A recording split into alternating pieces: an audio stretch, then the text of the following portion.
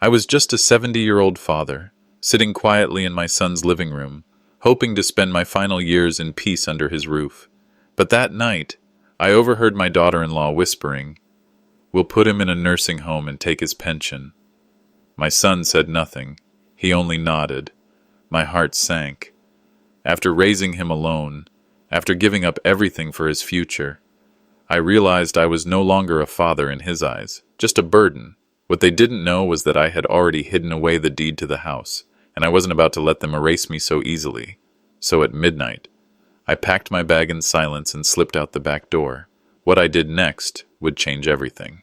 Stay with me until the end, and comment the city you're watching from so I know how far my story has reached. The house had a new smell that never quite settled, orange air freshener and bleach, like someone trying too hard to convince you everything was clean. I'd been in Derek's guest room for a few weeks, long enough for my suitcase to gather dust beneath the bed, long enough for the spare toothbrush to look like it had always been there. After I sold the workshop, the last stubborn relic of a life I'd built with my hands, my son said it would be safer if I stayed with him and Lorena. Safer. It's a tender word when spoken by your child. In practice, it felt like a soft padlock. Lorena was efficient about everything, even the way she looked at me. Her glances slid across my face like a measuring tape taking inventory. Derek, my only boy, had a new habit of pressing his lips together when I spoke, a nervous seam he stitched whenever he didn't want to disagree out loud.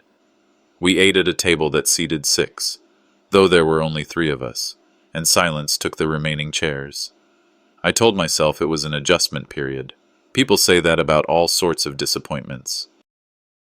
That night, the clock over the pantry ticked louder than usual, and my sleep came in thin, tearing strips.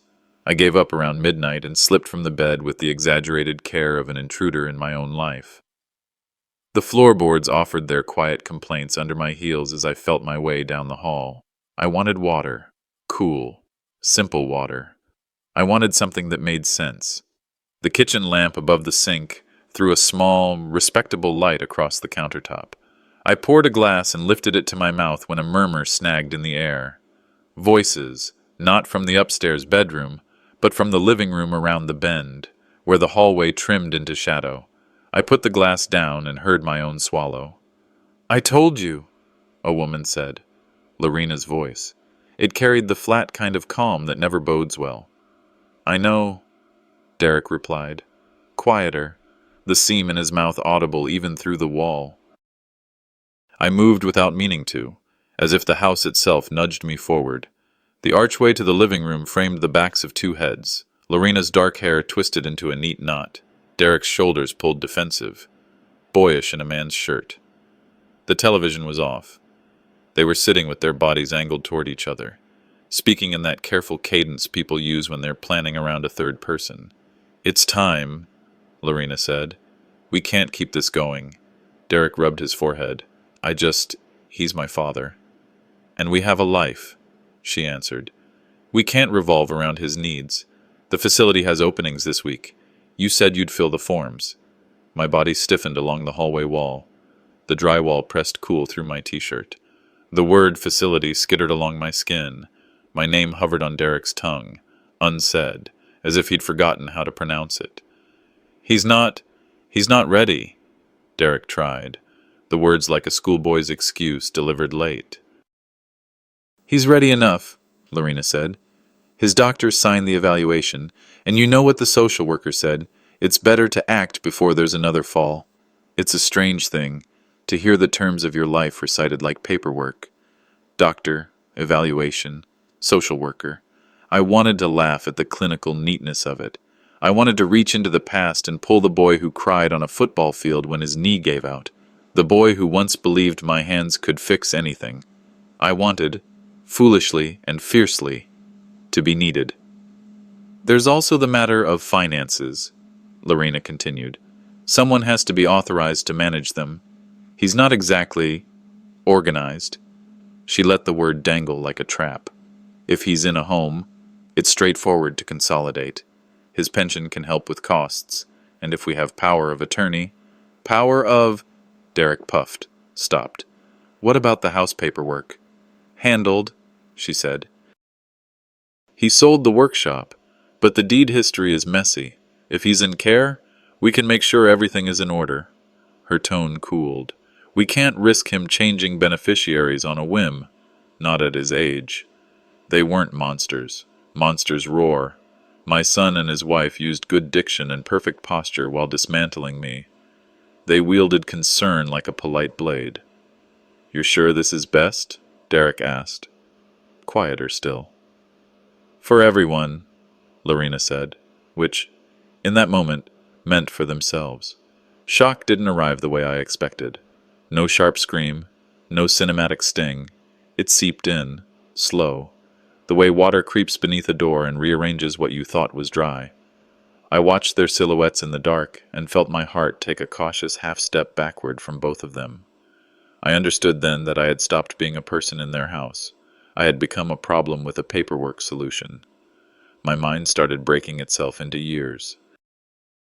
The year Derek lost his mother and wouldn't sleep unless my shirt was beside him.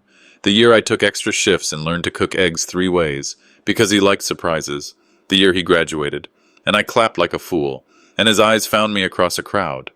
All the years the workshop kept our lights on, the smell of pine and stain marking every sleeve I owned. I'd sold that place because I thought rest was coming. Dignity, even. Not this. I could have walked into the room, I could have coughed, made a joke about late-night planning, or forced their faces into honesty. But there are moments when to be seen is to lose the last small control you have. I stayed where I was and listened to the future being written without me. Lorena stood. "I'll call in the morning," she said. "They'll want a signature. He'll sign." Derek nodded, my boy, still nodding, because nodding is easier than deciding. When they went upstairs, the house filled with a hush so complete it made a sound of its own. I stood there until my calves ached. The glass of water on the counter shone like a small moon. In its reflection I looked like a man who had drifted too close to someone else's life and found the current set against him. I went back to the guest room. I didn't turn on the light. There's a kind of packing you do when you know you can't take much. The passport of your identity condensed to a handful of things. I took my wallet, my medication, 2 pairs of socks, a photograph of Derek with a tooth-gap grin, and a baseball too big for his hand. The watch, Evelyn once said, made me look respectable, and the little black notebook where I keep numbers. I don't trust phones to remember. One of them belonged to Benjamin Dahmer, attorney at law, recommended by a man at the hardware store who said Benjamin liked the underdog more than he liked sleep. Every creak the floor made as I crossed it felt like an accusation. I paused after each one, breath hitching, listening for the injustice of discovery. The door to the backyard opened with a sigh that could have been the weather or relief. Night air met my face, cool, clean, indifferent. I stepped onto the porch and waited long enough to count my own heartbeats until they steadied into a pace I recognized as mine. I turned back toward the house. Derek and Lorena's bedroom window was dark. The kitchen lamp still burned, a coin of light on a counter where I had not finished my drink. I carried no anger in that moment, only a precision I hadn't felt in years. Measure twice, cut once. I had taught that to apprentices whose names I barely recall. It came back now like an instruction to myself. I closed the door softly behind me and walked along the side yard where the hedges tried to make a privacy they couldn't quite manage. The neighborhood slept. A car clicked as it cooled. A sprinkler chattered somewhere far off, keeping green what didn't know it was being saved. The streetlight at the corner made a shallow pool, and I crossed it quickly, unwilling to be a figure in its small theater. Where do old men go at midnight with a backpack and a spine newly stiffened by grief? I didn't know. I knew only that staying meant permitting my own erasure, neat as a signature on a line prepared in my absence. I took the notebook from my pocket and ran my thumb over Benjamin's number until the ink felt memorized by skin. There was also a card from Evelyn Ramsey, old friend, occasional broker of good sense, tucked like a promise against the back cover. I thought about calling right then. I didn't. A plan began to gather itself at the edges of my mind. Not yet words, more like joints and lumber, a frame where a wall would be. If I don't act now, I heard myself think, they'll erase me from my own life. The grass at the property line brushed my shoes as if to ask a last question. I stepped over it, onto the public sidewalk, and felt something unclasp inside me. "This is not the end of me," I whispered, so quietly even I barely heard it. It wasn't bravado. It was an inventory. I kept walking. Toward the bus line, toward the all-night diner, toward whatever place could hold a man like me for the duration of a coffee while dawn made its slow, indifferent promises. Tomorrow would ask for phone calls. It would ask for allies. It would ask for the kind of courage that keeps going after you've learned what you were to the people you loved. But that was tomorrow, tonight. My feet made decisions my heart could follow. And somewhere out there, Benjamin Dahmer was a voice on the other end of a number, and Evelyn Ramsey was a door I still knew how to knock on. I did not look back again. The night carried me farther than I thought my legs could take. I walked with no destination, only distance. Distance from the voices I'd heard, from the son who had nodded his way into my betrayal, from the woman whose words had turned me into a burden measured in paperwork. The air was sharp against my cheeks, but it wasn't the cold that made me shiver. It was the hollowness, the thought that I had no roof to claim as mine. I turned corners at random, the suburban houses blurring into a sameness of porches and driveways. I had the card in my pocket, Benjamin Dahmer's name etched on it like a key to a door I wasn't ready to open. To call him meant admitting this wasn't just a misunderstanding. It meant preparing for war. And I wasn't ready for war. Not yet. What I wanted was something smaller, warmer. A voice that remembered me as more than an obligation, Evelyn Ramsey. It had been years since I'd seen her, my late wife's friend, later my occasional confidant. Then a real estate agent who knew every nail and hinge in the houses she sold. Evelyn had always been blunt, even when bluntness hurt. She never allowed pity, only fairness. I needed that now, more than I wanted to admit. I passed a shuttered gas station. Its lights were dimmed, but the old payphone still clung to the wall, a relic refusing to give up its duty. I dug through my pocket for coins, my fingers clumsy in the cold. The quarters slipped once, twice, before I managed to feed them into the slot. The dial tone growled in my ear, and my pulse raced with it. I dialed Evelyn's number from memory, the digits trembling under my fingertips. Each ring was a stone dropped into a well, the silence stretching longer and longer. Finally, the line clicked, and her voice came through, edged with caution. "Hello? Evelyn." My throat tightened. "It's me." "Arthur." A pause. I could hear her breathing. "Arthur, it's after midnight. What's happened?" Her tone sharpened. Defensive, braced for bad news. "I didn't know who else to call," I said. The words tumbled out, uneven. "I left Derek's house. I can't stay there anymore." Her silence this time was shorter, but it weighed heavier. Then her voice softened, lost its steel. "Where are you?" "At a gas station, near—" I looked around for a street sign I could barely make out. "Elmwood and 3rd. "Stay there. Don't move. I'll come to you." "Evelyn, I don't want to. We'll figure this out together," she interrupted, firm but kind. "Just wait for me." I hung up and leaned against the cold metal of the booth. Relief came like a flicker, faint but real, the kind of warmth that might keep you standing until the dawn. The diner's neon sign buzzed faintly, a pink, open 24 hours humming against the night. I sat in a booth near the window, my jacket pulled close, my reflection in the glass looking every bit the man who had run out of his own life. When Evelyn walked in, the door chimed and brought with it the smell of cold air and her presence. Solid, brisk, no nonsense. She scanned the room once, found me, and crossed over with quick steps. "Arthur." She didn't ask permission. She slid into the booth opposite me and took my hands across the table. Her grip was warm, grounding. "You look awful." "I feel worse." We ordered coffee we wouldn't finish. When the waitress left us alone, Evelyn leaned in. "Now tell me what happened." I told her.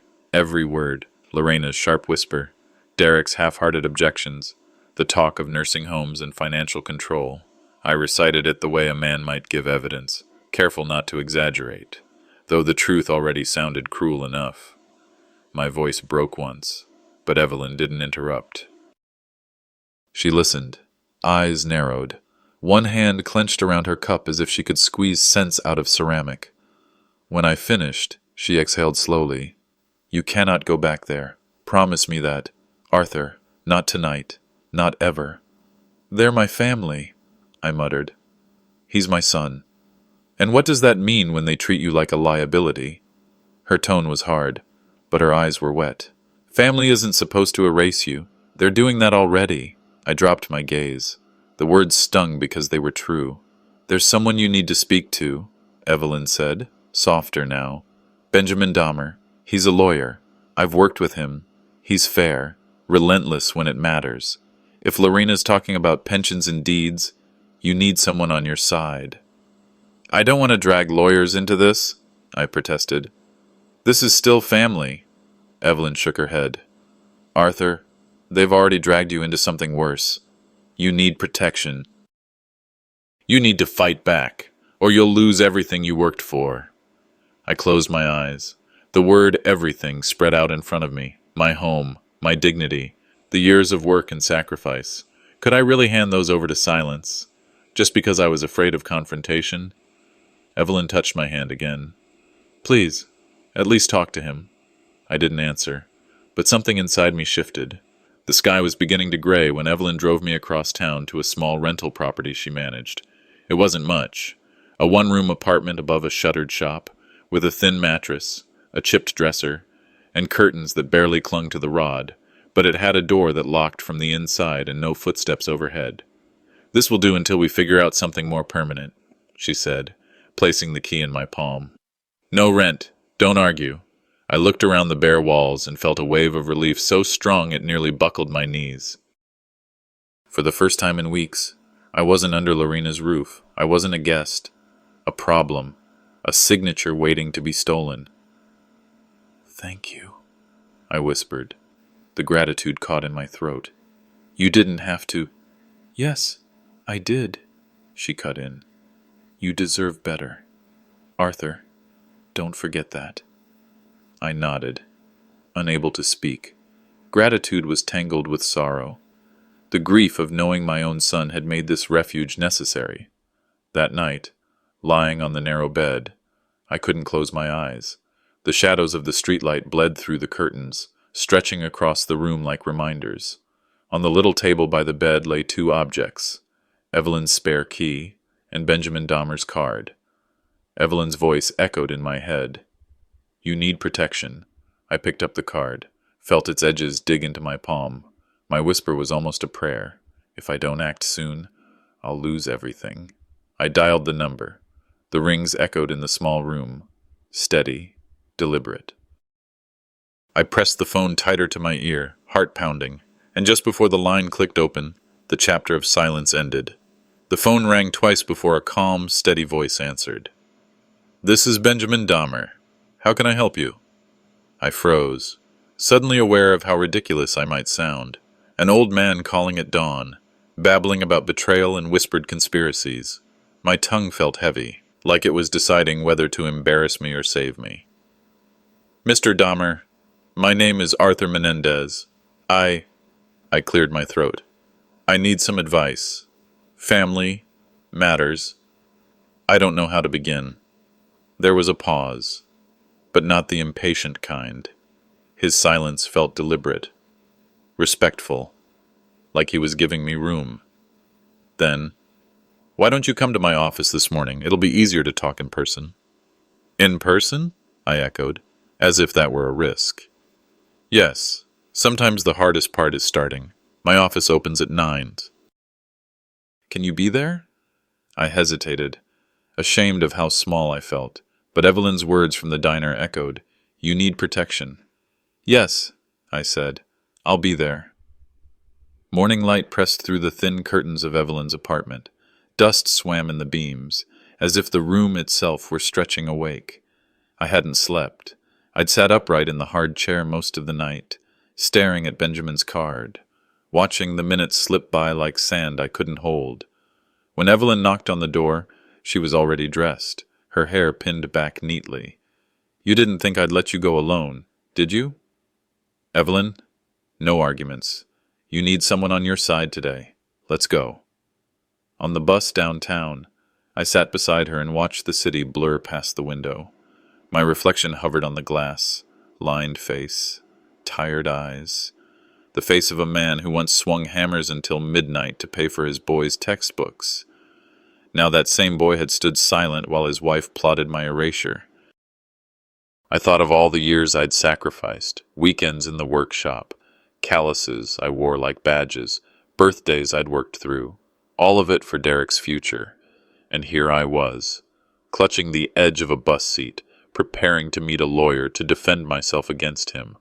Irony is a cruel tutor.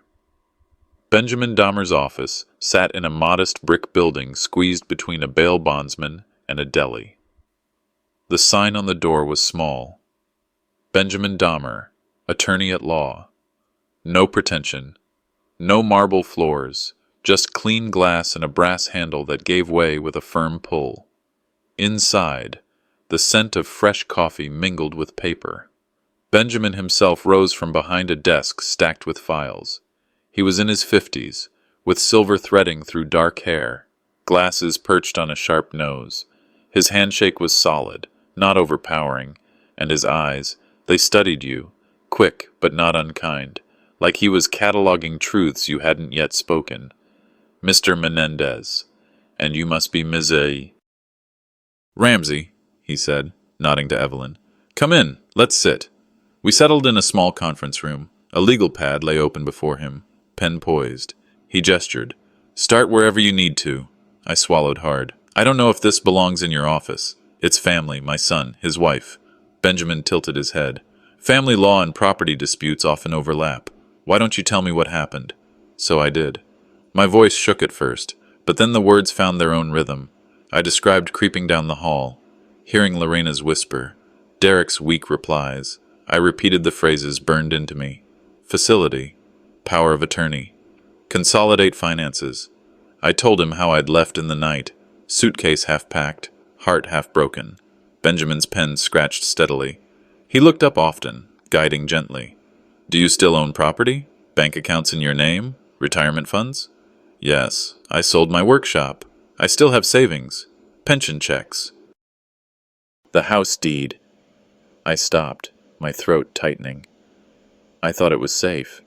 He leaned back slightly, eyes narrowing in thought. Evelyn sat stiff beside me, her hands clasped like she was afraid of dropping me if she let go. Arthur, Benjamin said carefully, if you don't act, you could lose everything. Legally, your home, your savings, your independence. The words landed like blows. Everything? Everything. He ticked points off with his pen. If Lorena convinces you, or worse, coerces you, into signing a durable power of attorney, she gains control over your finances. If they pursue guardianship, citing diminished capacity, the court could place your life in their hands. If you're admitted to a facility and they consolidate your accounts to cover costs, you may never see that control again, Evelyn broke in. That's exactly what she's aiming for. She's already talking about pensions and deeds. I shook my head, half to deny, half to clear the fog. Derek's my son. I can't think of him as an enemy. Benjamin leaned forward, voice calm but firm. Protecting yourself doesn't make Derek your enemy. It makes you prepared. You can't afford denial. Arthur, I've seen too many men lose not just their assets, but their freedom, because they trusted the wrong signatures. I wanted to argue, to defend the boy I raised, but the dread in my chest told me he was right. Benjamin outlined steps, practical and mercilessly clear. First, we'll need copies of all your property titles and deeds, bank statements, insurance policies, anything that shows ownership or beneficiaries. Second, we'll evaluate your current will and consider drafting a protective trust. That ensures decisions remain in your control, not theirs. Third, I want you to schedule a cognitive evaluation with an independent physician.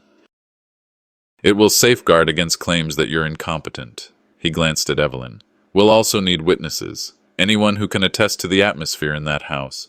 The housekeeper, neighbors. Marisol, I murmured. She's seen things. Good. And one more thing, if this escalates, publicity can sometimes be a shield. A journalist, perhaps. He tapped his pen. But that's down the line. My head spun with the list. Deeds, statements, evaluations, witnesses, trusts. It felt like building a fortress brick by brick, each heavier than the last. Evelyn squeezed my arm. You can do this, Arthur. You have to. I nodded, though the weight of it pressed into my bones. We left the office into the noon sun, the city humming around us. My steps felt slower, heavier with the knowledge I carried. Then my phone buzzed in my pocket. I pulled it out, squinting at the screen. A text from Derek. Dad, we need to talk. Please come home. Lorraine and I want to explain everything. My stomach turned to stone. The words blurred. Home. Explain. My thumb hovered over the screen. Evelyn leaned over, reading. Her face darkened. Don't you dare believe that. It's a trap. I swallowed, my throat dry as sandpaper. The bus roared past on the street, the world carrying on as if my life weren't hanging between love and survival, between fatherhood and the lawyer's warning. I stood still. The text glowed on my screen, harsh against the midday sun. Dad, please come home. Lorena and I want to explain. I stood rooted on the sidewalk outside Benjamin Dahmer's office, traffic rushing by in waves. The word home struck me like a hammer.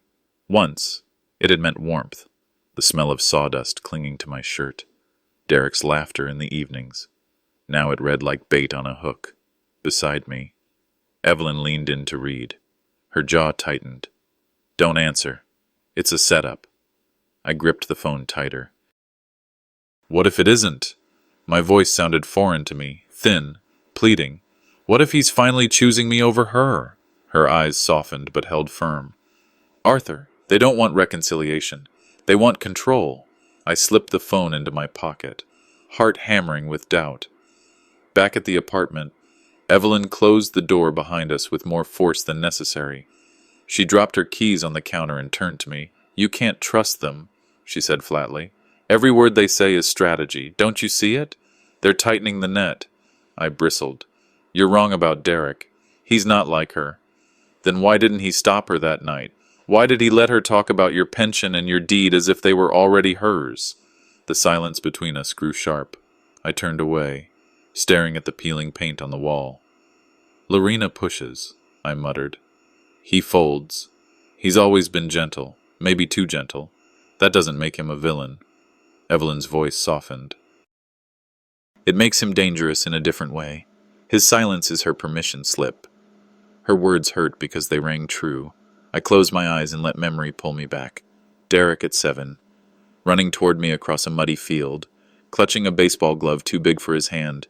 Derek at 17, hugging me after his high school graduation, cap crooked, pride shining in his eyes.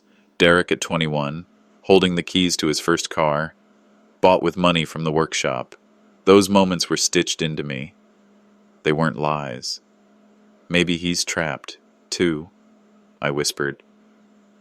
But even as I said it, I wasn't sure who I was trying to convince. That evening, the apartment grew dim, shadows stretching long across the bare floor. I sat at the small kitchen table, Derek's text open on the phone before me. I read it again and again, each time slower, as if I could pull sincerity from between the letters. Please, come home. If he truly meant it, if reconciliation was within reach, refusing could sever us forever. The thought hollowed me.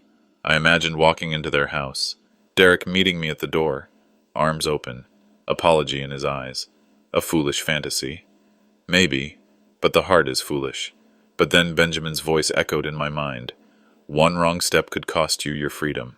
Freedom, independence, my right to decide where I lived, how I lived.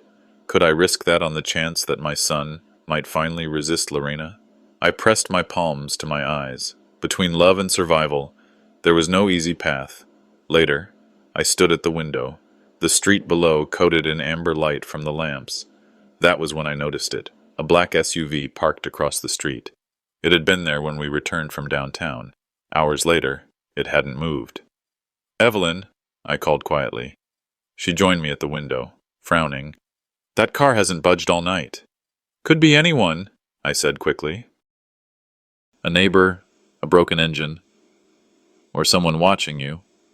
I laughed, thin and nervous. "You really think Derek would stoop to that?" Her eyes didn't leave the vehicle. "I think Lorena already has." I wanted to dismiss it, but then I caught it, a flicker of movement behind the windshield, the brief glint of eyes in the lamplight. My stomach dropped. I pulled the curtain shut, but the image stayed burned into me. An hour later, I made my decision. I wouldn't go back, not yet, but I would call. The line rang once before Derek picked up. "Dad?" His voice was soft, trembling. "It's me. I'm glad you called." He sounded rehearsed, like he'd been waiting for a cue. We want what's best for you. Lorena wants what's best." The mention of her name snapped through me like static. "And what about you, Derek? What do you want?" There was a pause, heavy and unyielding. I could hear him breathing. I just want peace," he said finally, weakly. "Peace." It sounded less like a hope and more like a surrender. "I can't come home," I whispered. "Dad." But I ended the call before he could finish. My hand shook as I set the phone down, my chest aching with grief. Near midnight, I sat again at the table, spreading out documents Benjamin had asked me to gather. Old bank statements, pension letters, insurance policies, all the fragile paper shields of a life. I tried to make neat stacks, but my hands trembled, scattering pages. Then I heard it, a faint scrape at the door. I froze. An envelope slid beneath the frame, landing with a soft whisper against the floor. I stood, legs stiff, and picked it up. My name was scrawled on the front. Inside were photocopies of legal papers, petition forms, stamped and official looking. My stomach clenched when I saw the signature at the bottom. My signature, or rather, something that looked like it. The petition named Lorena Kraft as guardian. Effective immediately upon court approval, I staggered back into the chair, the pages trembling in my grip. They weren't waiting for me to come home. They weren't waiting for my consent. They were already moving against me. I pressed my palm against the papers, whispering to myself, "Time's running out." Morning light cut through the blinds and slanted bars, striping the forged documents spread across my kitchen table. They hadn't moved all night. I had sat with them like a man keeping watch over poison, afraid to touch, unable to look away. I traced my finger along the crooked signature that claimed to be mine, Arthur Menendez. It was close enough to pass, just clumsy enough to make my stomach lurch. Somewhere out there, Lorena, or whoever she'd paid, had already filed or prepared to file these petitions. My son's name wasn't on the page, but his silence was written in every line. Shock numbed me at first, then shame. Shame that I had doubted my own instincts, that I had let myself cling to the possibility Derek was trapped rather than complicit. Anger followed quickly, a deep, hot anger at being treated like a ledger entry to be transferred, a burden to be managed with the right forms. "They want chains," I whispered to the empty room. "Paper chains, but chains, all the same." By mid-morning, I was back in Benjamin Dahmer's office. Documents clenched so tightly in my fists that the paper edges cut my palm. Evelyn walked beside me, jaw tight, as if daring anyone on the sidewalk to cross our path. Benjamin examined the papers in silence for a long moment, his eyes narrowing. When he finally looked up, his expression was grim. "These are dangerous," he said. "If they reach the court uncontested, you could lose your autonomy within weeks." My throat dried. "That fast? Guardianship petitions are expedited if a judge believes the person is at risk. The forged signature suggests you already consented. Unless someone stops it, the system keeps moving. Once a guardian is appointed, especially someone like your daughter-in-law, you'd lose control of your finances, your residence, even your medical decisions." The words rattled like shackles. Benjamin leaned forward. "We need to act immediately. File a motion to contest, schedule an independent cognitive evaluation, flag your accounts with the bank so no unauthorized transactions slip through, and will notify the court clerk in advance that fraud is suspected. That creates a paper trail. Evelyn nodded firmly, her hand on my shoulder. You hear that? You're not powerless, Arthur. I wanted to believe her, but in my chest, fear churned with fury. They had tried to erase me before I even had a chance to fight. On the walk back from the office, a voice hissed from the shadow of a narrow alley. Mr. Arthur. I stopped short. From the dimness stepped Marisol Speck, our former housekeeper. She wore a faded cardigan, her eyes darting nervously around. Marisol. She came closer, speaking quickly, almost whispering. Don't go back there. Mrs. Kraft has been planning this for months. I saw envelopes on her desk, heard phone calls. She bragged about a notary who would sign anything for cash. She used Derek's email to request copies of your deeds. My chest tightened. And you've kept this inside all this time? Her eyes filled with guilt. I didn't know how to tell you. She made the house unbearable for me. I left because I couldn't watch anymore. I remembered how she used to leave an extra plate of soup by my door when Lorena forgot to call me for dinner. The small kindnesses, the quiet loyalty. I'll speak for you, she said urgently. If the court asks, I'll tell them what I saw. I reached for her hand. You've already done more than you know. Thank you. She squeezed once, then slipped back into the alley, vanishing like a ghost who had only come to deliver a warning. That night I called Derek again, desperation pushing me past caution. The line rang twice before he answered. Dad? His voice was careful, subdued. I found the papers, I said, voice shaking. Guardianship petitions. My signature forged. Did you know? A pause. Then, Dad, you'll be safer with us. Please don't make this harder. Safer? My anger flared. Safer means stealing my choices, signing my life away? He said nothing. Is this Lorena's doing, or yours? Silence stretched, heavy as stone. Finally, Derek muttered, We just want what's best. I closed my eyes. Do you want this, Derek?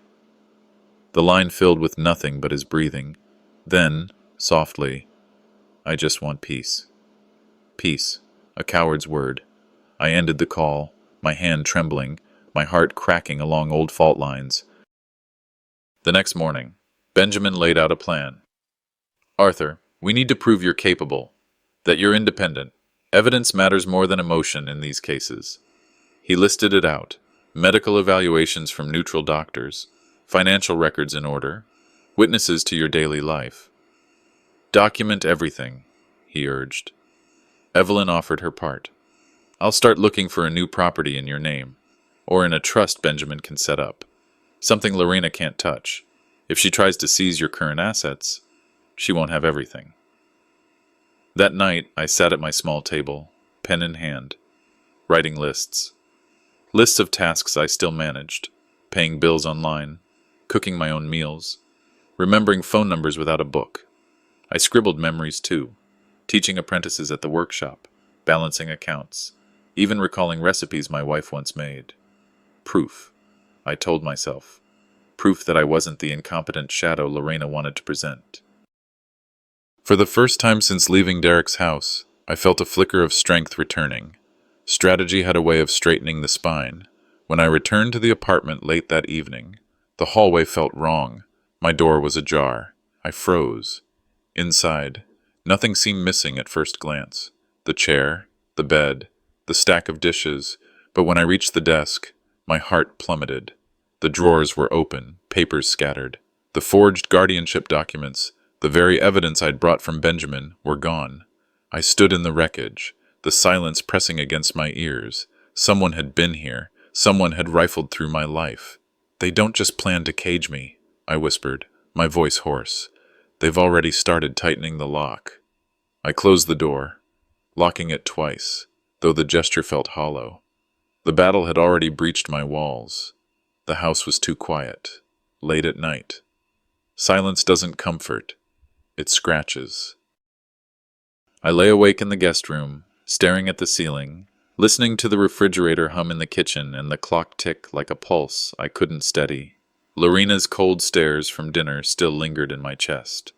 Derek's silence hanging heavier than the meatloaf that sat untouched on my plate. Something was wrong. I felt it in my bones the way old wood groans before a storm.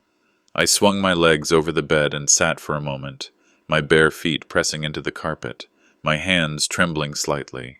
The faint glow of a light leaked under the hallway wall. Not from upstairs, from the kitchen. I told myself it was nothing. Lorena finishing a cup of tea, Derek grabbing a midnight snack. Yet unease pulled me up. I opened the door slowly, wincing at the tiny squeak of the hinges. The hallway stretched in muted shadow. Ahead, the kitchen door stood half open, a blade of yellow light cutting across the floorboards. I crept closer, each step deliberate, careful not to breathe too loudly. Then I heard it, Lorena's voice, sharp but hushed, a whisper honed like steel. "The papers are ready. The facility confirmed. They'll take him this week." My heart stopped. Derek's reply was muffled, low, hesitant. "I don't know, Lorena. It feels wrong." "Wrong?" she snapped, still whispering but with venom. "He's too old to handle himself. He's a liability. If we don't act now, he'll waste everything. We need control. For his sake. For ours." I pressed my back against the wall, gripping the edge of the doorframe so hard my knuckles ached. Words like papers and facility ricocheted in my skull. They weren't just plotting, they had planned. Maybe we could wait," Derek murmured. "He's my father." Lorena's laugh was bitter, like glass cracking. "He's your father?" "Yes, but he's also an old man who doesn't know when to step aside." "You think sentiment will pay the bills? You want to spend the next 10 years babysitting?" Silence. Then Derek exhaled, long and weary. I want peace." Her tone softened, coaxing. "Then let me handle it. Sign what I put in front of you. It's for the best. He won't fight it. He can't." The air left my lungs in a rush. My own son, my flesh and blood, crumbling under her pressure. No defense. No protest. Only surrender. I bit down hard on the inside of my cheek to keep from crying out. I stumbled back to my room like a thief in my own life. I closed the door gently, sat on the bed, and felt the weight of their words slam into me. My chest heaved, the sound of my own breathing too loud in the darkness. I pulled open the drawer and took out a framed photograph. Derek at 8 years old, his arm around my neck, missing teeth flashing in a smile too wide for his face. I'd worked nights back then, slept in the workshop, burned my lungs on varnish just to make sure he had shoes for school. I taught him to ride a bike, to cut wood straight, to never be ashamed of calluses. And now he sat at a kitchen table, nodding through plans to lock me away. The photograph shook in my hands. For a moment I thought the trembling would break the glass. Tears burned, but I swallowed them. Crying wouldn't change what I'd heard. I wiped my face and stood. Silence meant surrender, and I would not surrender. I opened the closet and pulled out my old coat. From beneath the lining of my suitcase I gathered what I could: wallet, keys, a bottle of pills, a small notebook with numbers scrawled inside, Benjamin Dahmer's among them. I slid in the family photo, because part of me still needed to carry it, even if it hurt. Marisol's voice returned to me, almost ghostly. She has plans. She had been right all along. Plans didn't mean someday. They meant tonight, tomorrow. The moment I hesitated, I packed quickly, methodically, heart racing in rhythm with the sound of paper sliding into my bag. I tested the floorboards with my toes, avoiding the ones I knew would groan. Years in a workshop taught me how wood betrayed itself under weight. Finally, I pulled the coat tight, eased the door open, and stepped into the hallway. The house was still, only the refrigerator humming. I crept to the back door, turned the knob slowly, and felt the cool breath of night air seep inside. Freedom. I was one step away. Then, creak. A floorboard groaned behind me. My blood froze. I clutched the bag tighter, my pulse roaring in my ears. The hair on my neck rose. Someone was awake. Someone had heard. I pushed the door open, heart hammering, caught between running and turning, not daring to look back. I froze with my hand on the back door, the cold brass knob pressed into my palm, slick with sweat. Behind me, the floorboard had groaned. One sharp note in a silent symphony. My breath caught. My heart thundered so loudly I thought it might give me away. I stood like a statue, every muscle burning, waiting for Lorena's voice to slice through the darkness. Nothing came, only the refrigerator's low hum and the ticking clock in the hall. I wanted to move, but fear held me.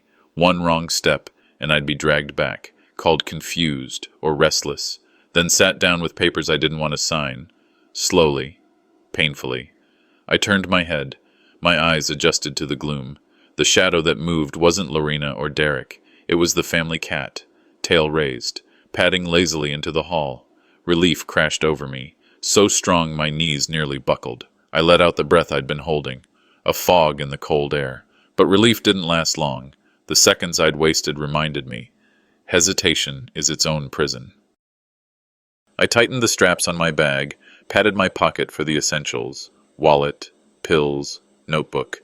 Every item was a small piece of proof that I still existed, that I still owned my life. I gripped the knob again. No more stalling.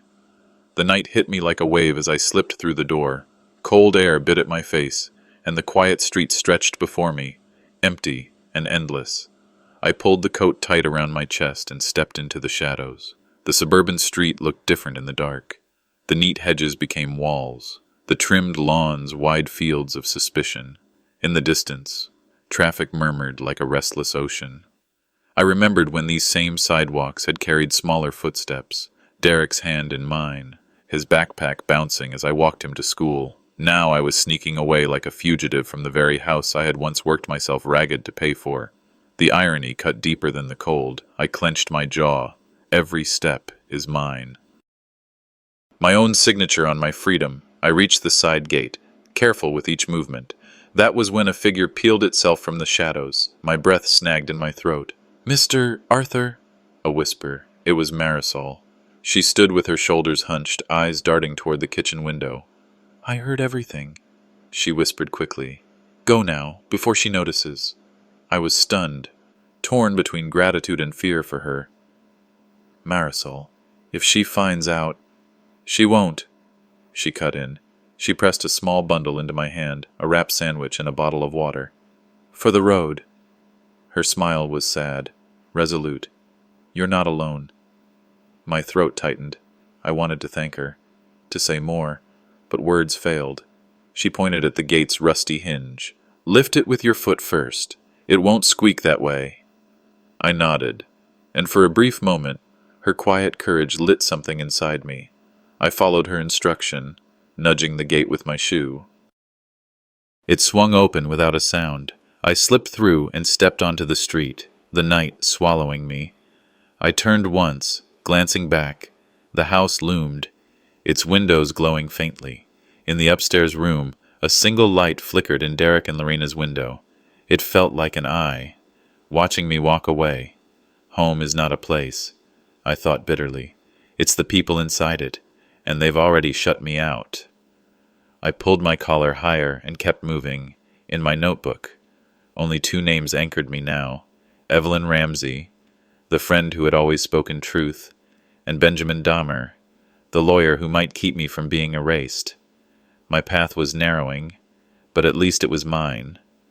Halfway down the block, the hum of an engine broke the silence. A car rolled slowly toward me, headlights flaring. The light blinded me, burning through the shadows until all I could see was white. The vehicle slowed, crawling, as though deciding whether to stop. I froze, clutching the strap of my bag, heart slamming. Is it just some stranger passing by? Or are they already looking for me? The car idled a few feet away, its engine growling. My breath felt trapped in my chest, and in that blinding light, the night became a question mark. The headlights pinned me in place, bleaching the night until all I could see was white. I threw an arm across my face and clutched my bag to my chest. My heart pounded like it wanted out. For a moment, I was certain Lorena had already discovered my absence, that she'd sent someone to scoop me up and deliver me to the very facility she whispered about. The car slowed, crawling toward me like a predator. I backed up onto the curb, every nerve ready to bolt. Then the window hummed down. Arthur. I froze, recognizing the voice at once. Evelyn Ramsey leaned forward, her familiar face lit by the dashboard glow. Relief and disbelief collided inside me. Evelyn? She nodded sharply. Get in, quick! I stayed rooted, torn. You shouldn't be here. If Lorena finds out, don't argue, Evelyn snapped, though her eyes softened. Get in, Arthur. You don't have to do this alone. For a moment I hesitated, fear whispering that dragging her into this would put a target on her back. But the exhaustion in my bones made the choice for me. I yanked the door open and slid inside. The car smelled faintly of peppermint and paper. Evelyn's smell, steady and familiar. She pressed the accelerator, and the night swallowed Derek's street behind us. The city passed in shadows and amber streetlights. Evelyn drove slowly, hands steady on the wheel, eyes flicking to the mirrors. I sat stiff, my bag clutched in my lap. I heard you left, she said quietly. I nodded. My throat felt raw. I overheard them. Lorena, Derek, talking about papers, facilities, about power of attorney. Her jaw tightened. I knew she'd try something like that. I managed a bitter laugh, and my son sat there like a schoolboy too afraid to raise his hand. Evelyn said nothing for a while, only tapped the wheel with her thumb. I caught the sadness in her silence. She had known Derek since he was small, since my wife was alive. She didn't need me to explain the betrayal. She felt it too. Finally she murmured, She cuts corners. Arthur, I've seen it in real estate. She bends rules until they snap. But family, I didn't think she'd go this far. I leaned my head back against the seat, exhausted. The hum of the tires was the first sound all night that didn't terrify me. I expected her to drive me to her house, but instead she turned down a side street lined with older buildings. She parked outside a narrow, brick-front property and shut off the engine. This way, she said, grabbing a ring of keys. We climbed a short flight of stairs into a one-bedroom apartment she managed. The place was small, bare walls, a simple bed, a table with 2 chairs, but it was warm, a yellow lamp casting soft light, the kind of space no one would think to search first. I can't stay here, I said weakly. I don't want to drag you into... You will, Evelyn interrupted firmly. It's empty. No one's due to rent it for another month. It's safer than the street. She handed me a key and set a bottle of water on the table. The gesture nearly undid me. Gratitude rose like a lump in my throat, tangled with shame. I had built houses, run a workshop, raised a son, and now I was hiding in a stranger's apartment like a fugitive. Evelyn seemed to read my mind. This isn't weakness, Arthur, it's survival. Later, as I sat on the edge of the bed, she spoke from the doorway, her voice low and steady. You need to understand something. Lorena won't sit still. By morning she'll already be spinning her version, that you're confused, unsafe. That she's only trying to protect you. I winced. And Derek will believe her. Evelyn shook her head. He'll want to. Believing her is easier than fighting her. Her words settled like lead. My son had already shown me what his silence meant. You need legal help, Evelyn continued. Soon, someone who can block her before she gains ground. I know a man, Benjamin Dahmer. He's tough, and he's fair. I've worked with him on property disputes. He won't let her walk over you. Benjamin Dahmer. The name I'd scribbled into my notebook months ago when an acquaintance swore he defended underdogs like a pit bull. I had brushed it off then. Now it sounded like a lifeline. I'll call him, I said, though the words felt like I was swallowing gravel. Tomorrow, Evelyn pressed, before she makes the first move. The apartment settled into stillness. Evelyn left me with a spare blanket and promised she'd return in the morning. I stretched out on the mattress, staring at the cracked ceiling. For the first time in weeks, I felt something close to safety. Then Evelyn's phone buzzed on the table.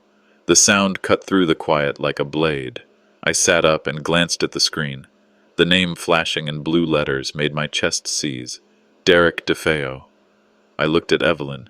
She looked back at me, eyes wide, caught between answering and silence. My heart pounded. Was my son reaching out in guilt? Or was he already Lorena's mouthpiece, trying to draw me back into the trap? The apartment was still, the kind of stillness that presses on your chest. Dawn hadn't broken yet. Only the faint yellow glow from the table lamp kept the shadows at bay. I had almost let myself believe I was safe. Almost. Then Evelyn's phone buzzed.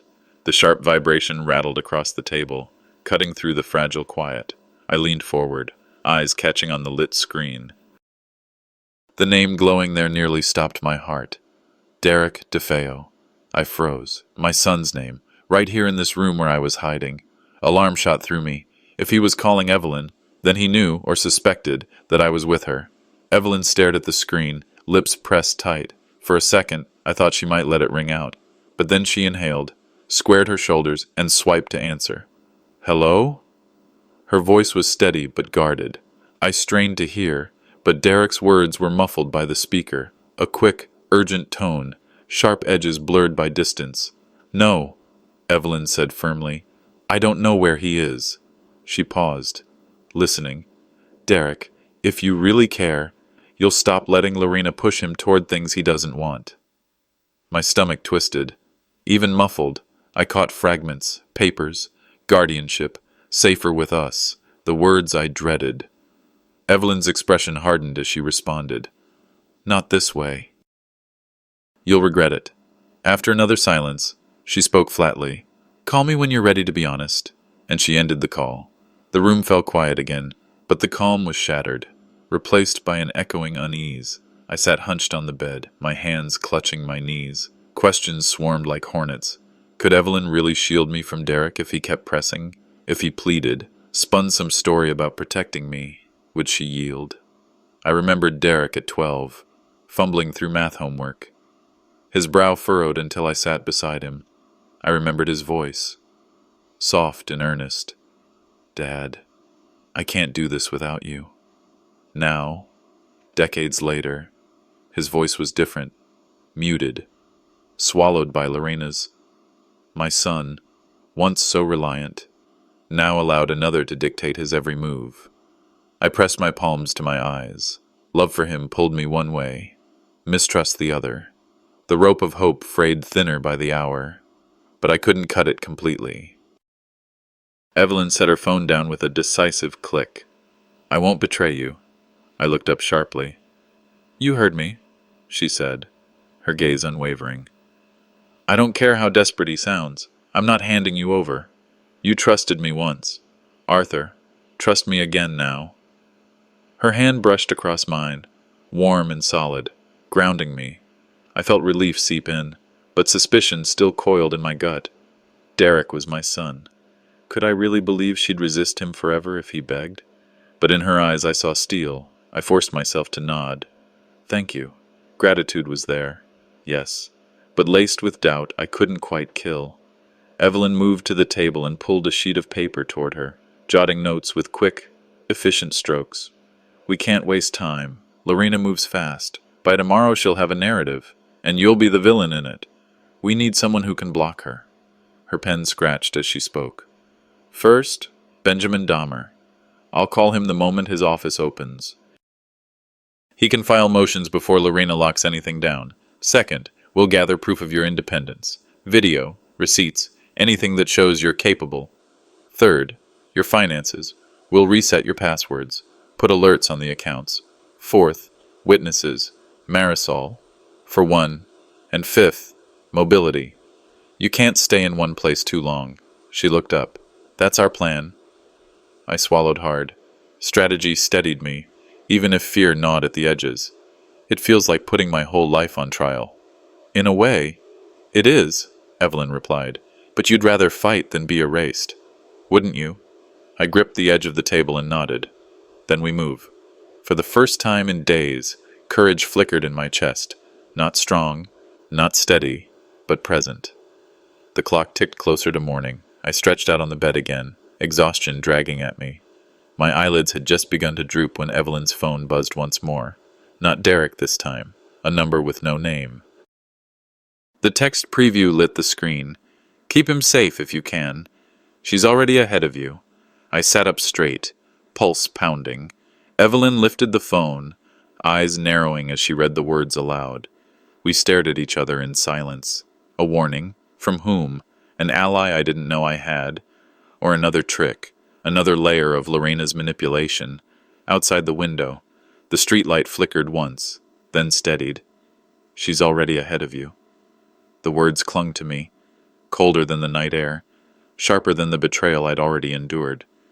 Evelyn drove with both hands fixed on the wheel, her eyes checking the rearview mirror more than the road ahead. I sat in the passenger seat, clutching the worn strap of my bag as though it could anchor me. We moved through downtown traffic in silence. I had the strange sense of being smuggled, not escorted, into the city. She parked in a small lot behind a brick office building, away from the front entrance. "Low profile," she murmured. Together, we slipped through a side door and into a hallway that smelled of coffee and polished tile. My shoes tapped softly against the floor, every sound reminding me how much I was depending on this meeting.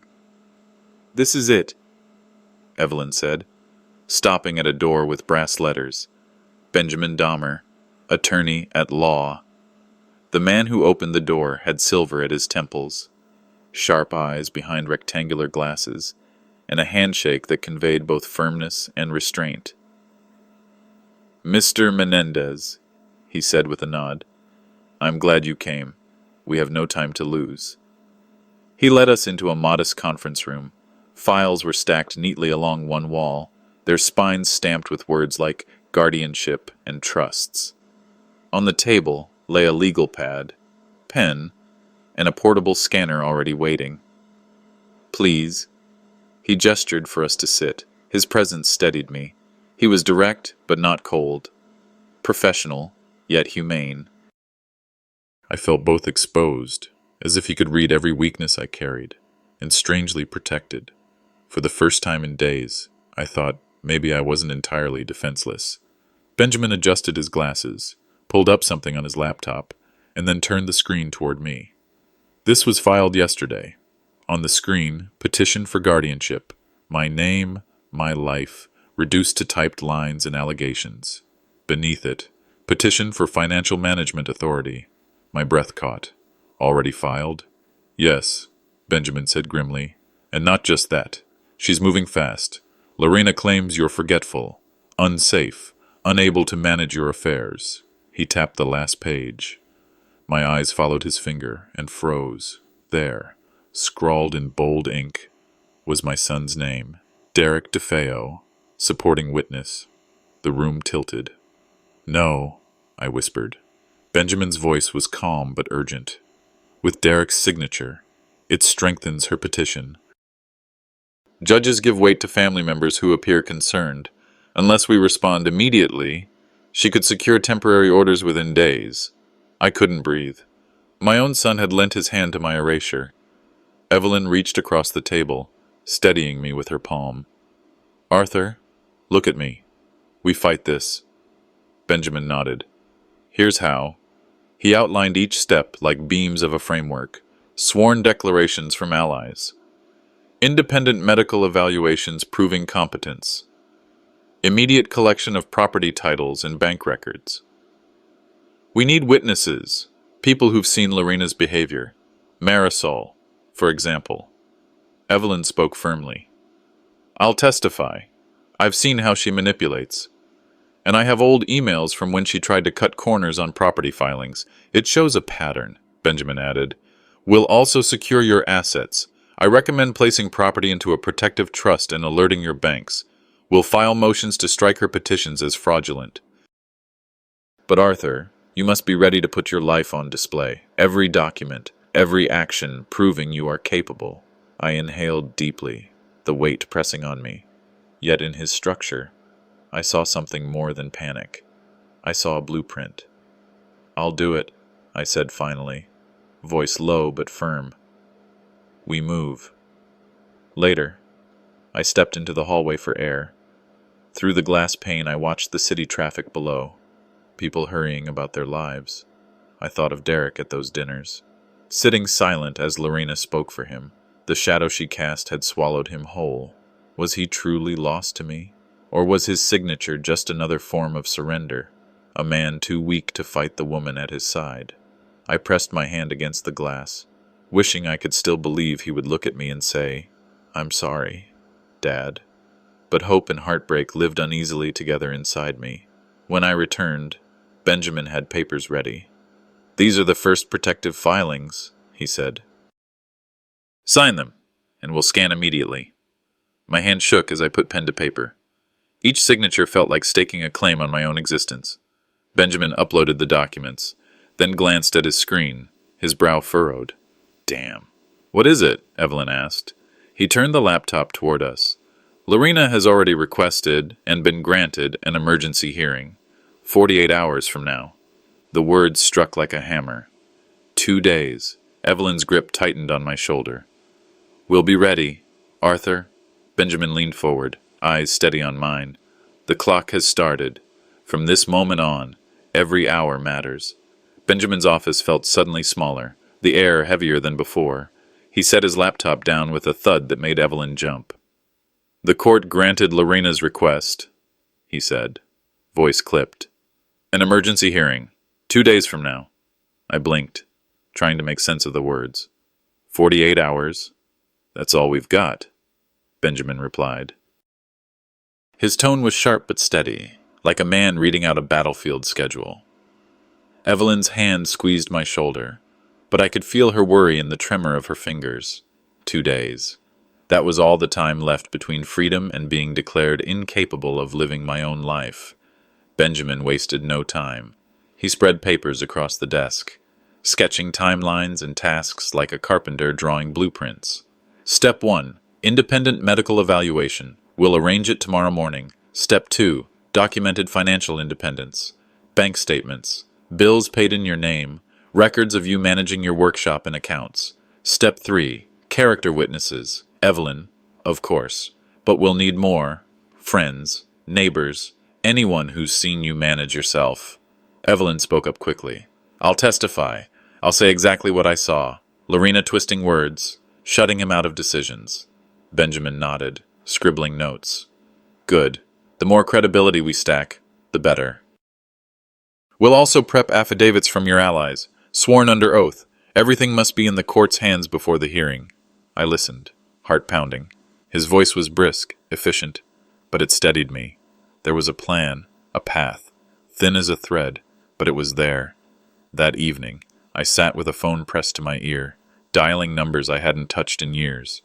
"Arthur?" came the voice of my old friend, Father Morales, from the church. "Of course I'll stand for you. You've never missed a service when you could walk here. You still read scripture aloud without stumbling. They'll see you're strong." Tears stung my eyes. Next, I called Tom Keene, a retired colleague from the workshop. "Arthur, you taught me how to measure twice, cut once," he said. "Hell, you trained the kids last summer in joinery, and you caught their mistakes before they did. If the court wants to know if you've got your mind, I'll tell them plain. You're sharper than most of us." Their words lifted me. For the first time in days, I felt more than cornered. I felt seen, valued, by people outside the poisoned walls of Derek's house. The next morning, Benjamin slid a document across the table. "A leaked copy of Lorena's petition," he said grimly. I picked it up. My eyes caught the familiar curve of my son's handwriting. I believe my father is confused, forgetful, and easily manipulated. Signed, Derek DeFeo. The words blurred as I read them, then sharpened again, cutting deeper with every letter. My son hadn't just stayed silent. He had put his name to lies that could lock me away. I clenched the paper so hard it crumpled. "She made him sign?" Evelyn said hotly. "That's not his voice, it's hers." But it was his hand, his choice. My son had written me into a corner, and no excuse could wash that away. A hot anger simmered beneath the heartbreak. 2 mornings later, the courthouse loomed before me, tall stone walls, heavy doors, a place that smelled of dust and judgment. Evelyn walked at my side, Benjamin just ahead with his briefcase swinging. Inside the hallway, I froze. Derek was there. He walked beside Lorena, her hand lightly touching his arm as if she were guiding him. He didn't look at me, not once. His eyes stayed fixed on the floor. Lorena, though, met my gaze. She smiled, a small, smug curl of lips that told me she believed the game was already won. My chest tightened, but I straightened my back. Whatever happened inside that courtroom, I would not let her see me break. Just outside the hearing room, Benjamin leaned close to me, lowering his voice. Judge Holloway's been assigned. The name meant nothing to me, and Benjamin's jaw tightened. He tends to favor family petitioners in cases like this. Guardianship, power of attorney, he's known to side with the child over the parent. I swallowed hard. The scales had been tilted before we even stepped in. Evelyn touched my arm. We'll fight anyway. Benjamin gave a curt nod. Yes, but we have to be ready for an uphill battle.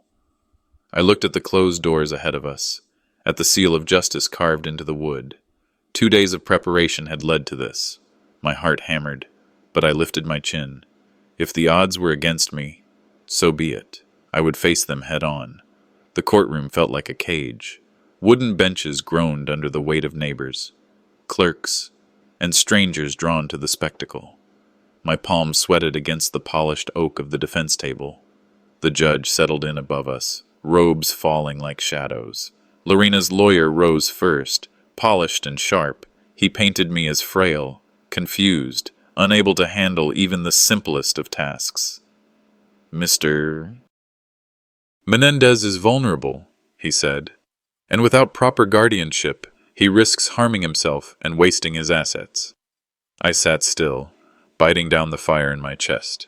Then Derek was called. My son shuffled forward, eyes fixed on the floor. His voice was low, mechanical, as he echoed the script. My father forgets things. He gets confused. It's safer if Lorena and I oversee his care. Each word was a nail driven into my skin. He would not look at me. I clenched my fists, forcing myself not to shout. Benjamin rose calmly, his presence steady like a craftsman inspecting a crooked beam. He began with documents, bank statements showing my bills paid on time, records of me managing accounts independently. He played a short video clip on the monitor, me at the rental apartment, sorting medication, writing notes, boiling water for tea. The timestamp glowed on the screen.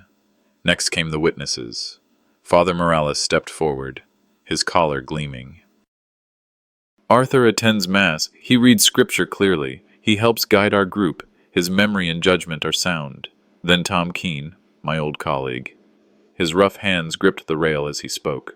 Arthur trained apprentices last year. He caught errors before they did. He's sharper than most men my age. Maybe sharper than me. Piece by piece. Benjamin chipped away at Lorena's careful facade. For the first time, I saw unease flicker in her eyes. Hope stirred in my chest, faint but growing.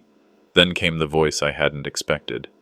Your Honor, Benjamin said, we call Marisol Speck. My heart jolted as she walked to the stand. Marisol, our former housekeeper.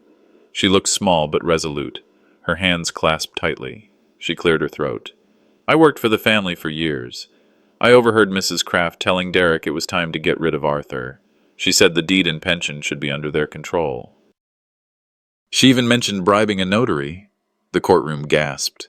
I watched Derek's head sink lower, his shoulders curling in on themselves. Lorena's face hardened, jaw tight, eyes like flint.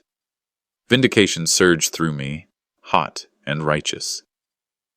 At last, the truth was spoken aloud, and it rang in every corner of the room.